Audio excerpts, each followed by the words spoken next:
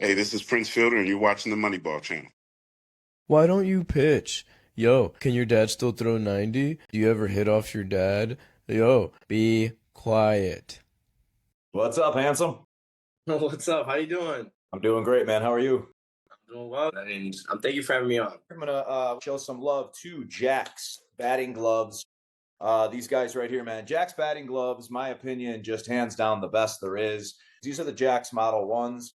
Anybody who wants a very good, reliable pair of soft batting gloves that are going to last for a while, these are the ones right here. Another quick shout to my guys at Ball Players Balm. You want to talk about bat tack and even rosin bag stuff they're doing now, man. Ball Players Balm is where it's at. This guy knows. I'm hoping Pedro Martinez Jr., who's my guest today, probably has used some bat tack in his day. Yeah, big time. What's going on, fam? Thanks for joining Moneyball, man. How's everything? Thank you for having me. I mean, everything's going well right now. Kind of in the middle of some new content stuff I've been doing. So, just kind of taking that day by day.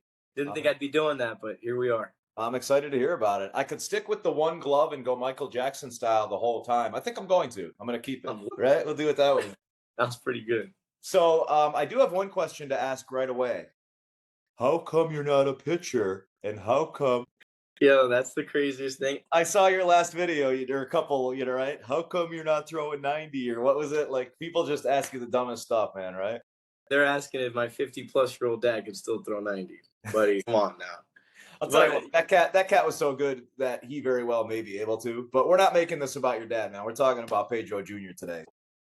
There's a ton, more than ever right now, of guys that are following in their father's footsteps, with the game itself. And people think it's an easy come up. They think, oh, okay, your dad was this guy or this guy. So you're going to walk through it. And even if you're not as talented, you're going to walk through this come up. And from what I found, with the amount of guys that I've been speaking with the sons, right? Some of them play pro ball. Some of them don't. Some of them did. Some of them aren't. I found it's actually harder. A lot of them told me that it's harder and you have so much pressure because your name. Now with you, man, even worse because of your name, right? But how did you deal with that pressure coming up, man? And I'm actually so glad you asked this. First off, obviously, I got to shout out my boys that are doing it right now, that are playing. Like those guys that get to the big leagues, dad for big leaguers, like you got to have real talent. A lot of people, assumption based, right? You see a lot of stuff nowadays, like even a kid like, I'm going to shout out NBA real quick, Bronny. You got to have real talent to play, okay? And a lot of these guys think that you could just kind of finagle your way into the big leagues. No, buddy. There's no finessing 95, 100 on the corner and you're going to be able to hit it. Those big guys, shout out, Bichette, shout out Tati, shout out Vlad. Those guys, that's real gifts. It's not easy to play this game. I've been playing it my whole life. So I was actually a kid who ended up having to go to college after. I'm glad that you hit on, giving a shout out, credit where credit's due kind of thing. Yeah. There's more to it too. Like, especially positional players, when you're in a different position than say your father, whoever it is, man, there's no comparison. You might as well just be a kid coming up from, wherever you guys are from and just trying to give it a go just like anyone else. Does that make sense? 100%. And like these guys think that like just because my dad was a major league pitcher, that guy didn't know how to hit. He'll talk some crap, but like he wasn't no hitter. You know what I'm saying? Yeah. And it's not easy coming up in a different position and like everyone just thinks everything's handed to you or everything's supposed to be easier for you. Granted, do I have access to, advice? Yeah. Like any fatherly advice, but dad's not the guy he's old school, right? He's get it, earn it yourself. Okay, I was going to say he wants to make you earn it then. Oh yeah, he wasn't trying to, kind of shove me in there, and he cares a lot about the integrity of the game, and that's why I harp on it. If you see me on socials, I'm always talking about what's going on in the game and like my opinion, because I grew up with a guy who grew up hard nosed, old school. He doesn't like all that new pretty boy stuff. I do see your social stuff, and it's refreshing, man, because you bring some comic relief to it. You know what I mean? It's almost like a poke fun at myself type thing, right? Yeah. And you're talented, dude, and you're so young. How old are you right now? I just turned 25. I mean, possibilities are endless, dude. Sky's the limit for you. You're so young, you could do whatever. I saw you were messing around with some logistics stuff, doing this and that. But like you can almost look at the fact that all these people have these preconceived notions of where you're supposed to be, and you can take it with humor. and say, man, I'll tell you what, I'm as happy as I could possibly be in my life, and I'm just getting started. You know what I mean?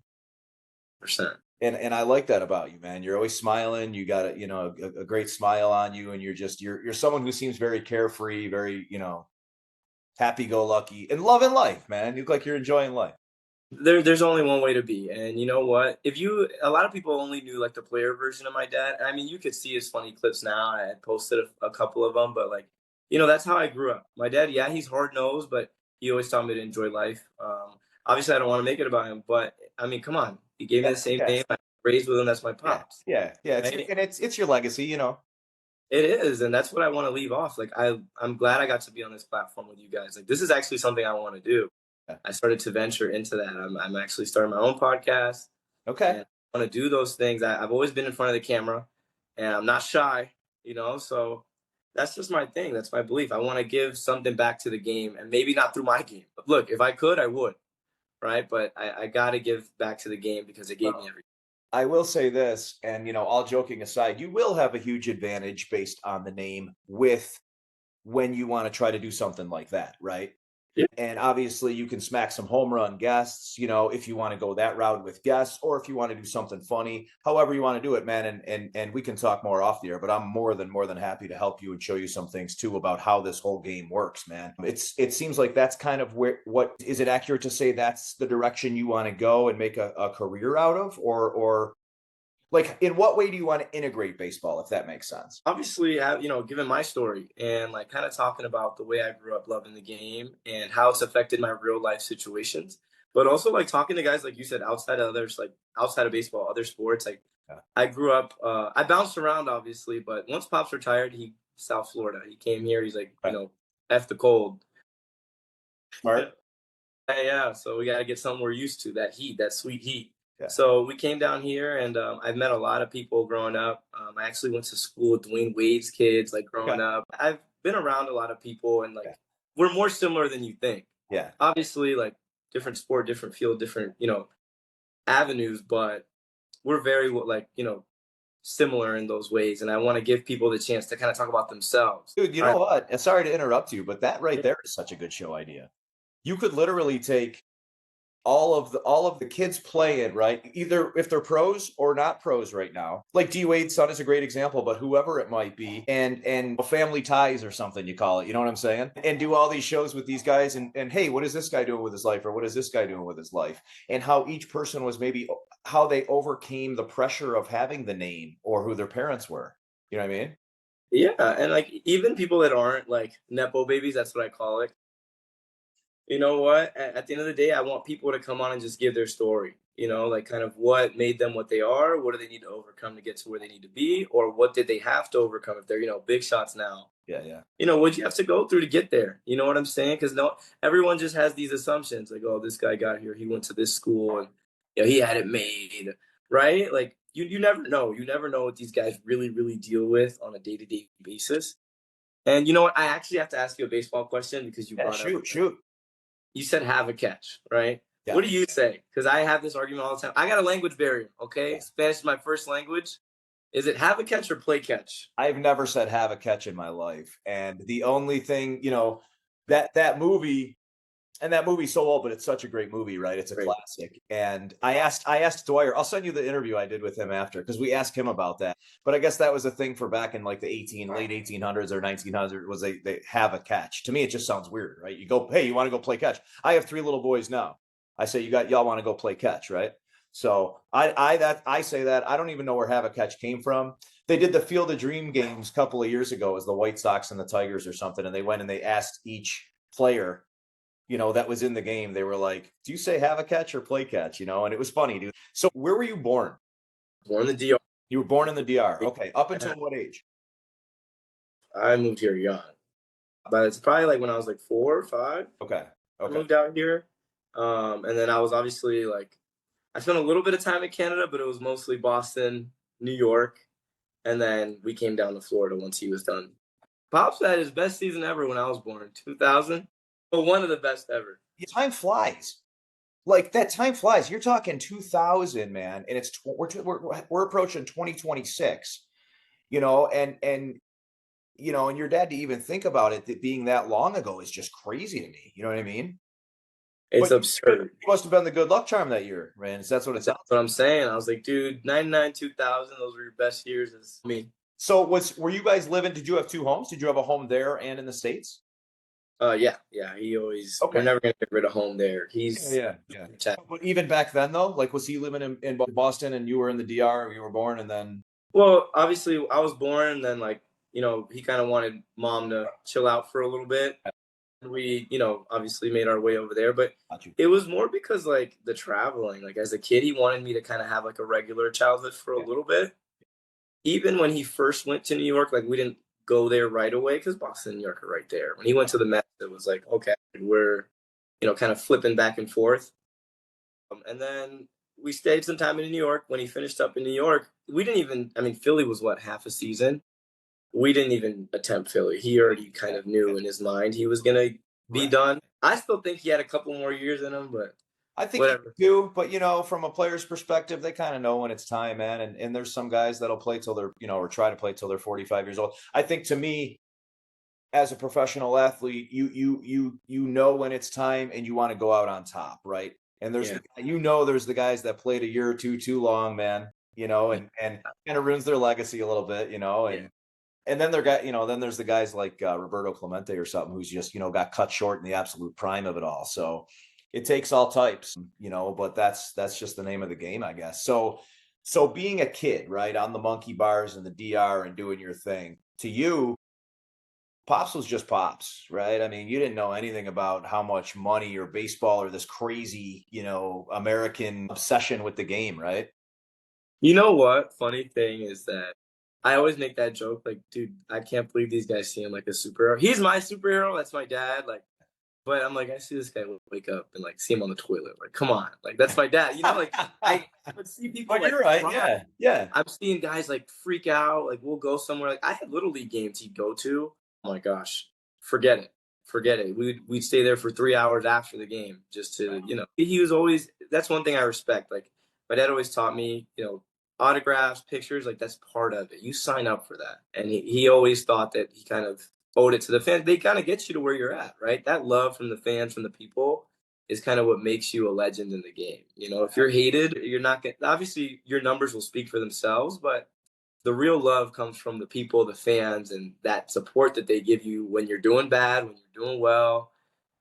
No, man, that's, you know what? I'm so glad you said that. And I'm so glad that your dad is that way. Obviously, I've never met him or anything like that. you got to. I'd love to have him on, one of these days. You telling me that, and that's the way he is, brings a certain fondness to me even more. I know guys who aren't necessarily like that. So I'm interested in you as far as creating content and doing your thing and up and coming. Where do you see yourself in a couple of years as far as that goes? And what is the goal with that?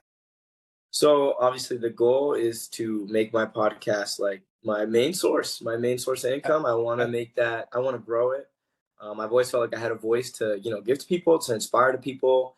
And it's not maybe just through me. I'm not that self-centered. I don't think that I have such a compelling story, but if I could reach one person and then, have my guests come on and explain their stories, because it's not just like pro athletes or like famous people, like day-to-day people that like go through things that are successful, and success is obviously like different for everybody, but really talking about people's origins and like, what did you have to overcome, right? Like what did you have to go through to get to where you're at? What are you still currently struggling with in order to get to where you need to be? And like how do you plan on overcoming that? Like those are my biggest things, because that's something I had to deal with myself. I thought, right, I was going to be the creme de la creme. I thought I was going to be a big leaguer, win 3 champs, and be the GOAT, right? When you're in high school, right, say maybe you're 15 or 16 years old, everybody around you is kind of giving you yours, right? Like, oh yeah, man, you're the man, whatever. And you still played at X levels. When was it for you like, this isn't for me, this isn't going to be it for me, I'm not going to go win these rings? You know what I mean? And I'm not saying let go. I know you're a ball player. You're always going to be a ball player. You know what I mean? But when was it like, all right, man, maybe it's time to shift gears? Probably like between last year and this year. Okay. So you're in that transition phase right now. Yeah, like it was something that I started doing content this year. Yeah. I had never done that before, and I started doing it because I just kind of felt like I started working, And I was just like, my body didn't feel the same. And just things didn't really turn out the way I wanted them to. I had a lot of opportunities that I got that I was super blessed with. I'd done workouts with MLB teams. I had guys talking to me. And I was like, oh my gosh, like, I could really do this. And I felt so close. And then once I kind of felt that kind of fade away, it was like kind of like a slow burn for me, It was like, okay. Yeah. And that's fair. And you know what? Like injuries start happening. Like you don't respond the same. I still love the game. But I didn't feel the way I did when I was 15, 16, 10 years ago almost. The way I do now if I step on the field, like I love the honesty, man. So I get the itch. the passion dissolved a little bit.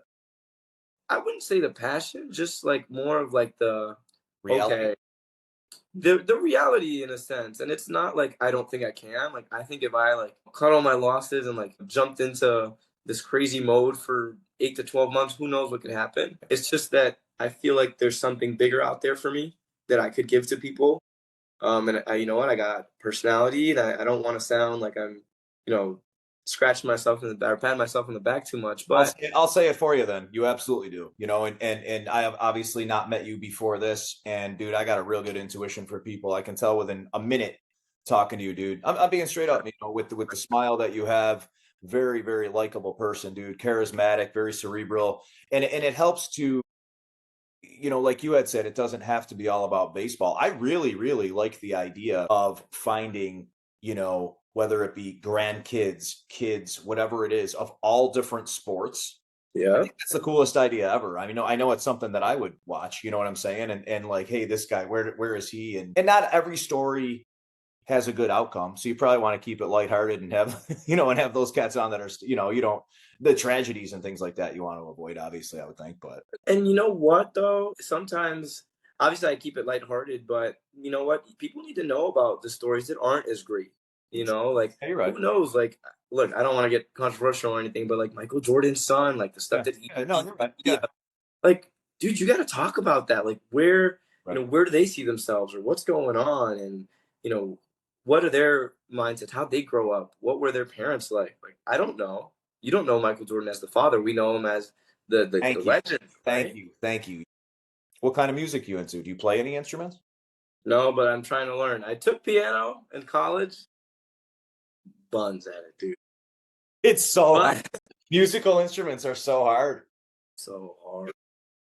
You got to have that in you or something, dude. Like I got a guitar one year, Christmas, and I was playing, man, and the fingers were bleeding, and I thought I was Kurt Cobain for a minute, and then a week later I forgot all of it. Right? My wife can get down on a piano and just rip some John Legend off like it's nothing, dude. You got to have like that knack for music, and I do not have it. I used to dance though. I used to boogie down. I used to be a dancer. It was crazy. I had a weird. Hold on here. Now, hold on. What are we talking? Break dancing? We talking wall? All of it. Anything you could think of.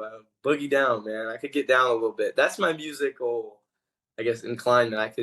I had good rhythm. That's the Dominican gene, Yeah, for sure. So it was a little bit of salsa stuff, or do we have some, when you say Boogie Down Productions, like KRS-One stuff, or what? Like, what do we have? Break dance, tata, merengue. Salsa, I'm like so-so. I'm not going to tell you I'm the best salsa dancer ever. So if you see a video of me out there, don't say nothing. But well, I'm going to see them. And that means you, like I said, you can poke fun of yourself. You know what I mean? Oh yeah. Big time. Yeah. But yeah, that's what I like to do. I'm obsessed. I want to travel. I want to like go to every stadium, every sports stadium. Like I want to do that stuff. I'm an experienced guy.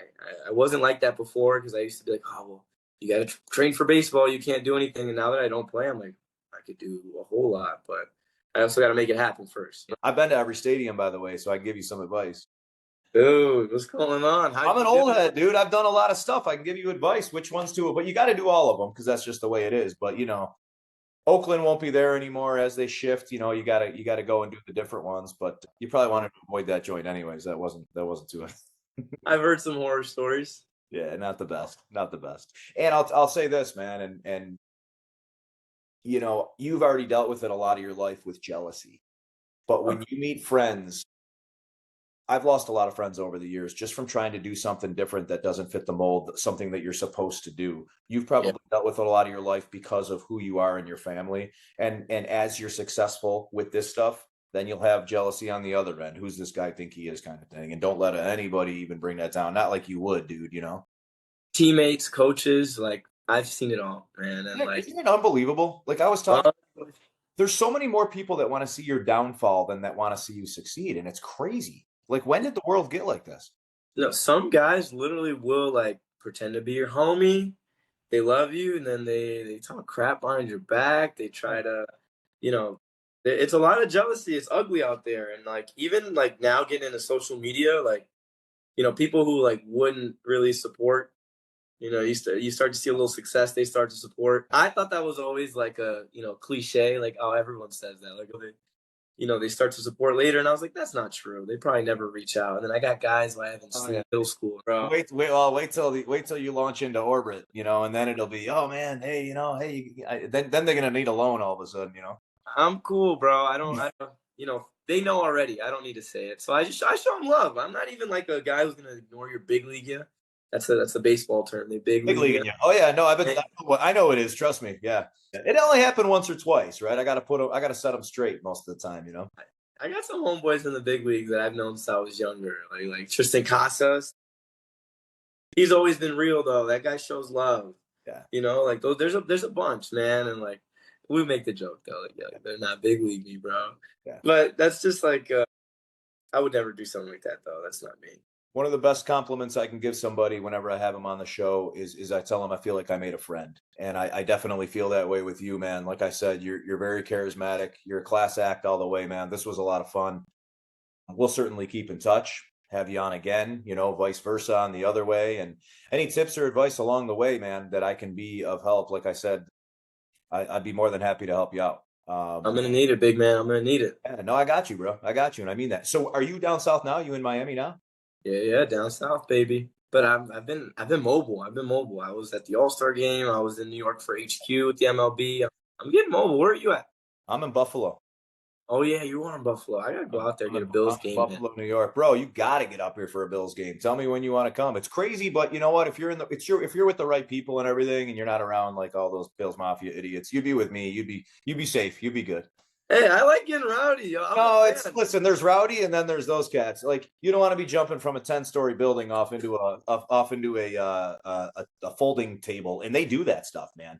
Yeah. I've seen some videos. These dudes don't get up, bro. They don't get up. They're face planted. Like they're done. Okay. Ready for it all, man. All right, well, let's do it, man. But listen, this was a lot of fun. I really do appreciate you coming on, man. We'll keep in touch. My guy, I appreciate it. Thank you for having me, bro. Pleasure. We'll talk soon, man. Thank you. Bye.